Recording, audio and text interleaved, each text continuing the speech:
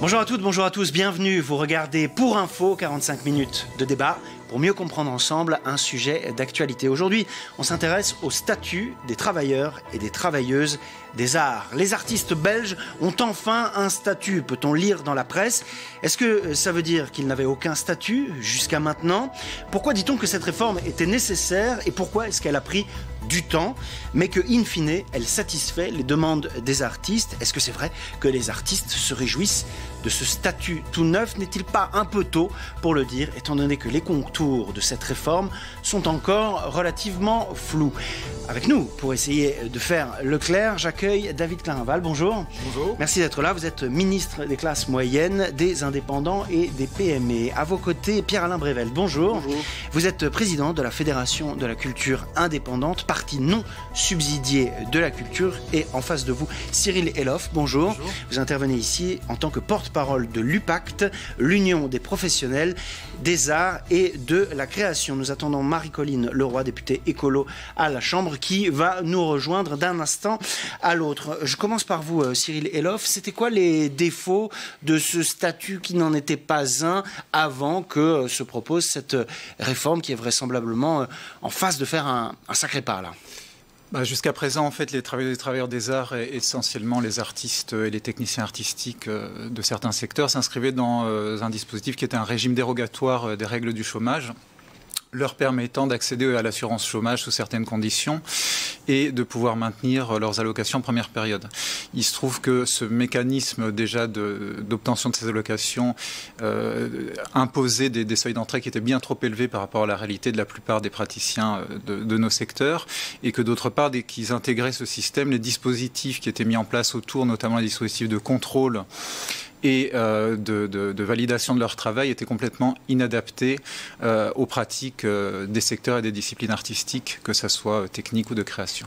Pierre-Alain Brevel, vous partagez ce constat, à savoir qu'on était dans une forme de statu quo même peut-être, qui n'était pas adapté à la réalité. Oui, tout à fait. Évidemment, Cyril a brossé l'état des lieux de ce qui était avant.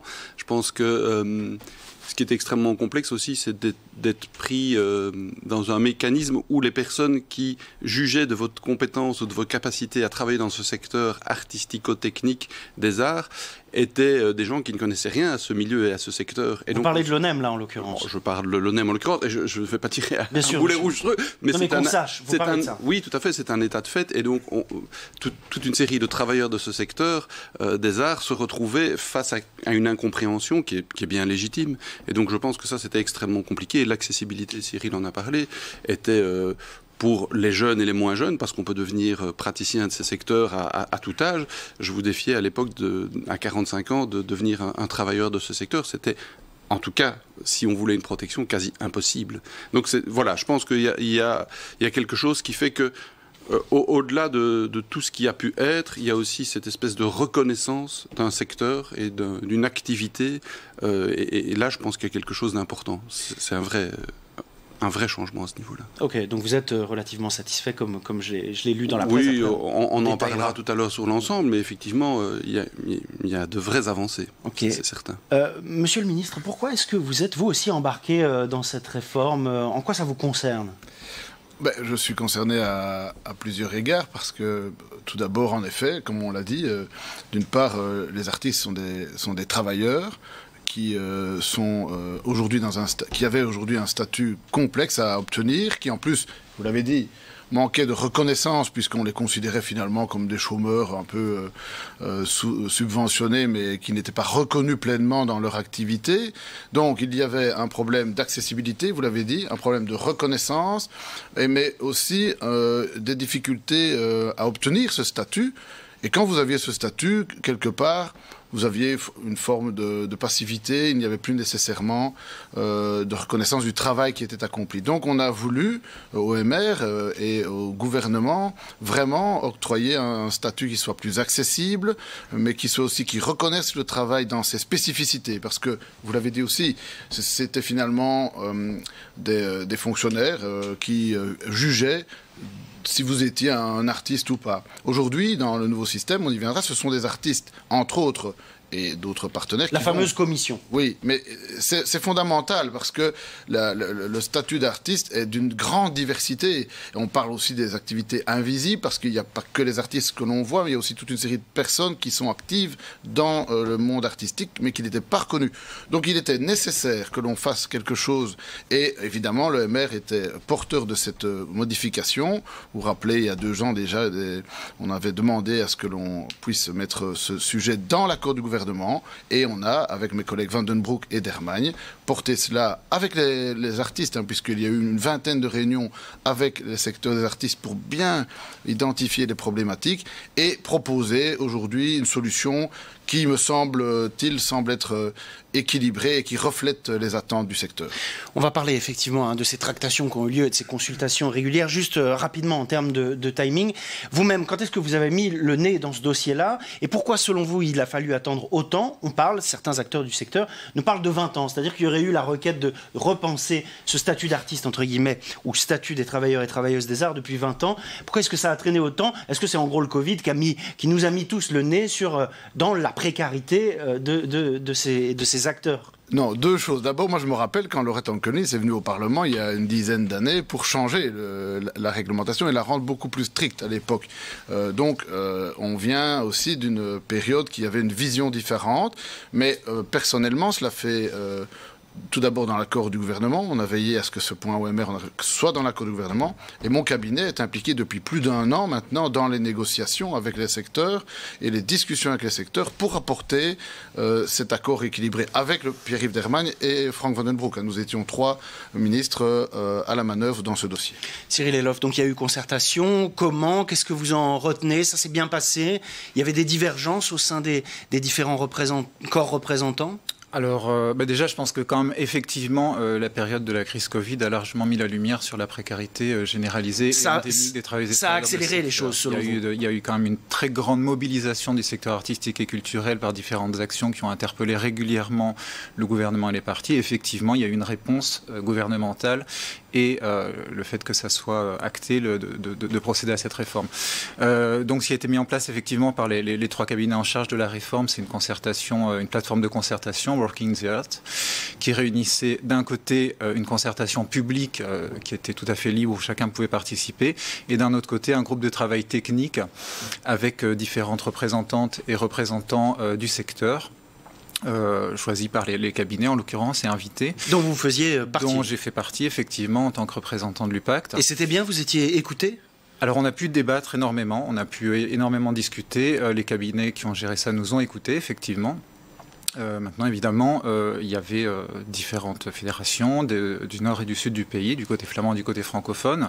Il y avait forcément des points de vue qui étaient différents, qui se retrouvaient à certains endroits, pas à d'autres. Et au final, les cabinets ont rédigé en fonction de ces échanges ce qui leur semblait le plus équilibré par rapport aux échanges qu'il y avait eu. Voilà, donc on a pu effectivement débattre pendant près de 20 réunions, comme l'a dit M. Clarinval. Alors il est évident que c'était un rythme quand même très soutenu, ce qui était sans doute nécessaire pour faire avancer ce projet de réforme, mais qui a posé certaines complications parce que quand on est représentant de fédération, qu'on participe d'une confédération qui réunit 16 fédérations, le temps de revenir vers ses conseils d'administration, vers ses membres, etc. est toujours compliqué quand on travaille dans des flux aussi tendus.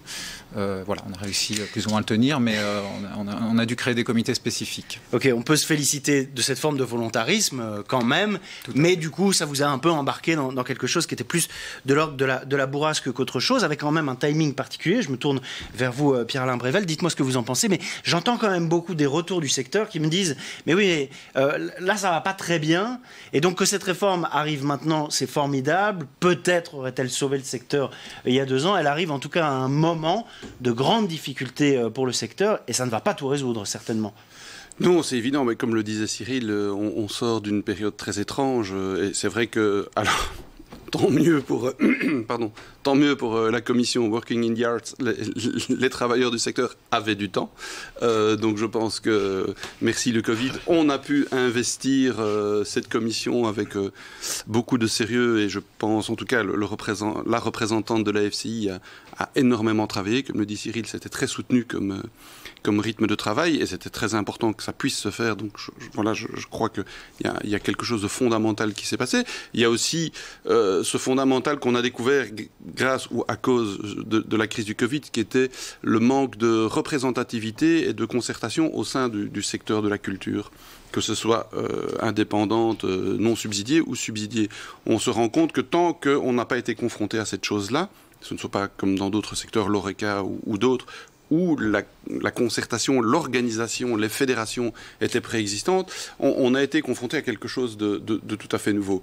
Working in the Arts a permis de réunir quand même toute une série de fédérations et que les gens apprennent à se parler entre eux et à discuter entre eux. Donc ça, de ce point de vue-là, je pense que c'est quelque chose de très positif. Alors oui, aujourd'hui, le constat, il est là. Le constat, il est qu'au bout de 2 années de Covid, en tout cas, et je crois que c'est assez généralisé, puisque ce fameux nouveau statut va défendre le travailleur. Aujourd'hui, les travailleurs, c'est pas une grande nouvelle, mais c'est la pénurie totale dans nos secteurs. C'est la pénurie totale, et ils ne sont plus là. Ils sont partis parce qu'ils étaient extrêmement précarisés, parce que ce statut n'existait pas avant. Et donc, toutes ces personnes, que ce soit des indépendants, des petits indépendants, ou que ce soit les fameux sans droit, parce qu'il y avait énormément de personnes qui, en début de crise de Covid, étaient en dehors de tous les radars, que ce soit du chômage, du CPAS, qui n'avaient droit à rien. Je rappelle que certains travailleurs se sont arrêtés le 13 mars 2020 et n'ont été indemnisés que au mois d'octobre. Donc tous ces gens-là, pour survivre, ont dû quitter le secteur. Justement, et ont quitté le secteur. pardon, si ce nouveau statut qui est promis là, on parlera aussi de l'indemnisation, qui a priori est quand même une somme honorable, qui a priori satisfait les demandes, est-ce que ça ne pourrait pas rapatrier des gens qui, pendant quelques années difficiles, ont déserté le métier auquel ils s'étaient destinés au départ? Alors, je pense qu'il est important de comprendre le fonctionnement de nos secteurs d'activité. Je pense que le secteur des arts est extrêmement divers et varié. On fait bien de ne plus dire que c'est le statut d'artiste, c'était son ancien nom, mais le statut des travailleurs des arts, parce que dans ces différents secteurs, il y a beaucoup de travailleurs de l'ombre. Et ça, c'est une des grandes avancées de cette proposition. Qui n'était pas considéré avant dans l'ancien statut, entre guillemets, d'artiste. Qui n'avait droit à rien. Qui n'avait droit à rien. Dans l'ancien statut. Et c'était un des grands combats, c'est que dès le début de cette crise Covid, on parlait des artistes. Mais les artistes, c'est la partie émergée de l'iceberg. Il y a tout le reste. Et ces gens-là, ils n'existaient pour personne. Et donc tous ces gens-là font des métiers extrêmement pénibles, font des métiers qui sont extrêmement durs, avec des horaires extrêmement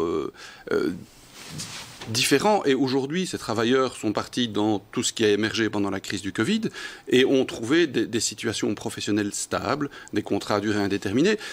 Ce statut ne va pas permettre aux employeurs, en tout cas dans le non subsidié que je représente, ne va pas nous permettre, nous, de proposer des contrats à durée indéterminée. On reste sur le statut de l'intermittence. Alors, cette proposition de loi, parce qu'on attend, on attend encore les textes. Justement, oui. Cette proposition va permettre, en tout cas à ceux qui sont là ou ceux qui viendraient, d'avoir une sécurité. Est-ce que ça va faire revenir les autres? Je ne crois pas. Monsieur le ministre, évidemment, on débattra des différents points. Il y a des choses qui sont parues dans la presse, un article assez détaillé dans Le Soir hier, et dans l'Écho encore plus synthétique mais plus clair. Néanmoins, ça reste nébuleux. Quels sont selon vous les points centraux, les avancées centrales, très clairement? Et surtout, donnez-nous des scoops sur cette réforme. Qu'est-ce qu'il y a de tangible que vous pouvez mettre en avant, clairement?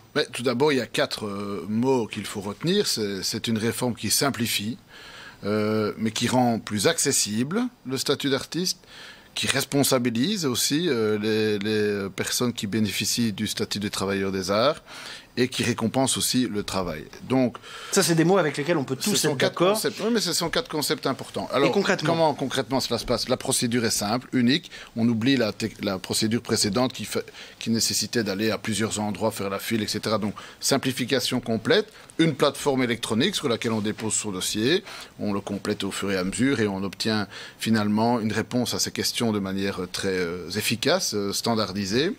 Alors, ensuite, il y a une commission qui qui est composé paritairement des représentants du monde des arts, mais aussi des représentants du monde patronal, du monde syndical et des administrations, l'ONEM, l'INASTI, l'INAMI. Cette commission va débattre pour voir si elle peut octroyer cette attestation du travailleur des arts aux dossiers qui ont été introduits par la plateforme. Et là, pour pouvoir bénéficier de cette attestation, il y a des conditions qui sont plus simples, plus accessibles qu'avant. Avant, c'était très compliqué de pouvoir... Il y avait une forme de rempart pour faire un premier pas dans le statut d'artiste. Là, vous dites, c'est plus simple de prétendre au statut d'artiste. Voilà, c'est plus simple. Il faudra avoir, par exemple, notamment des prestations 156 jours sur 24 sur 2 années. Donc ça permet d'avoir un nombre de prestations qui est plus abordable qu'avant. Avant, c'était un montant, je n'ai plus le chiffre exact en tête, mais c'était un nombre de prestations qui était très difficilement accessible. Et puis aussi, il y a l'aspect purement d'évaluation. C'était des fonctionnaires qui se disaient, est-ce que ça, c'est bien un artiste ? Ici, on ne dit plus ça. On dit, est-ce que cette personne est un travailleur du monde des arts ? Et notamment, une personne qui a un statut peu visible. Des techniciens, par exemple, qui, jusqu'à présent, avaient beaucoup de mal à prouver qu'ils auraient pu bénéficier à cette attestation. Juste un instant, il n'y a pas de risque que cette commission, du coup, souffre de subjectivité comme n'importe quel jury qui s'exprime sur la validité d'un dossier de subside ou non. On n'est pas dans ce même type de dynamique de consultation qui donne un avis à leur porte-pièce. Il est possible, et même souhaitable, que cette... commission fasse une forme de jurisprudence et élabore en son sein qui peut avoir cette attestation, qui ne l'a pas. Donc on fait confiance en fait aux acteurs de terrain et ce sont eux qui sont les plus à même de juger en fin de compte plutôt que des administrations publiques du haut de leur piédestal. Donc maintenant, ils représentent la moitié de la commission. Donc l'autre moitié, ce sont des représentants du monde patronal, syndical et des administrations. Qui validera le dossier, quoi. Non, ils ne valident pas. Ils décident ensemble. Donc il n'y a pas une double étape, c'est ensemble qu'ils décident de manière enfin c'est 60%, mais de manière assez consensuelle, et qui vont élaborer une forme de jurisprudence pour entre guillemets faire un paysage, dresser un paysage du travailleur des arts. Alors vous obtenez alors cette attestation qui vous permet ensuite, le cas échéant, si vous le souhaitez, de demander une allocation qui est valable de manière pluriannuelle. Et cette allocation-là, il y a quelques conditions également de prestation. Et elle n'est pas dégressive. Ça, c'était déjà un acquis du précédent statut, c'est qu'on ne tombait pas dans la dégressivité traditionnelle du chômage. Oui, exactement. Là non plus, ça ne l'est pas. On n'a plus ce caractère travail... comment est-ce que c'est le terme exact, j'ai oublié. Exception à la notion d'emploi convenable. Notion d'emploi convenable. Donc c'est-à-dire tout ça, c'est abandonné. La notion d'emploi convenable, c'est quoi exactement ? En fait, à l'heure actuelle, les conditions pour maintenir son régime, enfin le régime dérogatoire du chômage, quand on a obtenu le statut, c'est d'une part d'effectuer 3 prestations artistiques par an. Ce qui semblait assez peu aux yeux de tout le monde. Ça dépend pour qui, parce qu'en fait, 3 prestations artistiques, effectivement, si on part du principe que 3 prestations, c'est 3 jours de travail artistique sur 3 contrats différents, ça semble assez peu. Il se trouve que quand même pour certaines personnes qui sont actuellement sous statut, ça va être problématique en fait de franchir ces seuils, mais c'est essentiellement aussi lié à des problèmes de financement de la culture qui ne leur permet pas d'être rémunérés décemment pour leur travail. Mais 3 prestations, c'est pas forcément 3 jours. Quelqu'un qui fait une prestation de 4 mois, il a qu'une prestation sur l'année et peut pas nécessairement renouveler son statut. Donc ça peut poser des problèmes, notamment pour les gens qui travaillent sur des prestations de longue durée et qui étaient obligés de saucissonner en fait un contrat de travail pour finalement prétendre avoir 3 prestations. Donc ça, c'est une première condition. La deuxième condition, c'était d'être, puisqu'on est considéré comme disponible sur le marché de l'emploi, d'être perpétuellement en recherche active d'emploi. De montrer, comme n'importe quel chômeur, qu'on cherchait un emploi et peut-être même accepter des propositions d'emploi qui n'avaient rien à voir avec le métier premier. La condition, c'est que pour pouvoir refuser un emploi convenable, il fallait pouvoir attester tous les 18 mois avoir presté 156 jours de travail, dont 104 dans le secteur artistique. Donc c'est pas 3 journées de travail comme on a eu tendance Après, il faut être tout à fait juste et correct. Certaines de ces mesures n'étaient pas appliquées uniformément dans toutes les régions. L'exception à la notion d'emploi convenable, les 156 jours, donc ne sont pas appliquées à Bruxelles depuis très longtemps. Pour plein de raisons, notamment parce qu'il y a un taux de chômage important et aussi parce qu'il y a une valorisation de la région du terreau culturel et artistique existant. Oui, on comprend que Actiris n'a pas chouchouté forcément ses artistes, mais elle leur a pas trop couru après, peut-être parce que ça valorise pas d'emploi à leur proposer non plus. À un moment, il faut peut aussi, y avoir ça aussi. Mais par contre, si on prend en Flandre, il y a une systématisation de l'application de cette mesure, ce qui fait qu'il y a un énorme déséquilibre finalement entre les travailleurs artistiques du côté flamand et ceux qui habitent à Bruxelles. Les uns dans des mêmes conditions de travail ils ont perdu leurs droits, les autres ont pu les conserver. On va tourner une brève page de pub, on se retrouve tout de suite après pour la deuxième partie de ce Pour Info. On parle du statut d'artiste, autrement dit le statut des travailleurs et des travailleuses des arts. A tout de suite.